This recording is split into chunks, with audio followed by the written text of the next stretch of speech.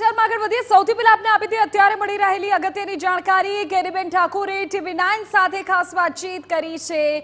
જે હેટ્રિક પર તેમણે રોક લગાવી છે તેની વચ્ચે ગેનીબેને TV9 સાથે વાતચીત કરી ભાજપના રેખાબેન ચૌધરીને હરાવીને ગેનીબેને જીત મેળવી છે ત્યારે બનાસકાંઠામાં બનાસની બેન અને એક તરફ બનાસની દીકરીનો આખો જંગ હતો અને આપણે કહી દઈએ કે ગેનીબેન ઠાકોરે લગભગ 30,000 મતથી લીડથી જીત મેળવી છે ત્યારે ગેનીબેન ઠાકોરે બનાસકાંઠાના મતદારોનો ખાસ TV9 સાથેની વાતચીતમાં આભાર પણ માન્યો સાંભળો શું કહ્યું ગેનીબેને ગુજરાતમાં અપસેટ સર્જાયો છે કારણ કે 26માંથી એક બેઠક કોંગ્રેસને ફાળે ગઈ છે અને એ છે બનાસકાંઠા લોકસભાની બેઠક બનાસકાંઠા લોકસભાની બેઠક પરથી બનાસના બેન જીત્યા છે બનાસની બેન સાથે વાત કરીશું આજે જીત બાદ પ્રથમ વાત TV9 સાથે બેન ખાસ TV9માં આપનું સ્વાગત છે ખાસ કરીને જે પ્રકારે બનાસની બેન તરીકે લોકોએ આશીર્વાદ આપ્યા શું કહેવું છે સમગ્ર બનાસકાંઠા જિલ્લા અને જે કોંગ્રેસના આગેવાનો હોય વિવિધ સંગઠનો હોય અને સર્વ સમાજ કહું તો ચાલે ને સર્વ પક્ષીય કહું તો પણ ચાલે એટલે તમામનો મારે હૃદયપૂર્વક આભાર માનવાનો ક્ષત્રિય સમાજની મદદ લઘુમતી સમાજે તાકાતથી મતદાન કર્યું અને ઠાકોર સમાજને પહેલી વખત ટિકિટ મળતા એક મતદાનમાં પણ ઉત્સાહ આવ્યો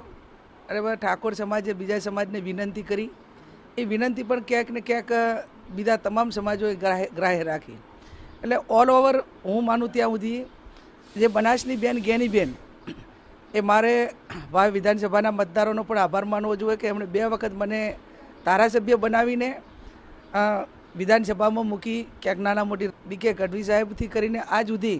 આપણા જિલ્લાના જે વરિષ્ઠ આગેવાનો હતા એમની સાથે કામ કરી અને સમગ્ર જિલ્લામાં એક પ્રેમ સ્નેહ લાગણી એક વ્યક્તિગત તમામને મળી અને એક વ્યક્તિગત રીતે જે પહેચાન બનાવી હતી એનું જે ફળ છે એ હું પ્રથમ જ ચૂંટણી બનાસકાંઠા લોકસભાની લડી અને એક ઉત્સાહ ઉમંગ પ્રેમ સ્નેહ અને એમની જે મારા ઉપરની જે એક ભાવના હતી કે આ અન્યાય સામે લડશે અને એક અપસેટ એટલા માટે કે છવ્વીસમાંથી જે લોકો દાવા કરતા હતા કે ભાઈ અમે 5 લાખે જીતીશું બીજા નંબરની વાત એ હતી કે હું ઉમેદવાર કોઈ કોંગ્રેસ પાર્ટી અને મને નથી મૂકી કોઈ ટિકિટ મેં નથી માગી નીચેથી જનતાનો અવાજ આવ્યો કે ભાઈ તમારે બનાસકાંઠાની સીટ લડાવી હોય અને જીતવા હોય કે અથવા તો ફાઇટમાં જવું હોય તો માત્ર ને માત્ર તમે ગેનીબેનને ટિકિટ આપો એ આખો જિલ્લો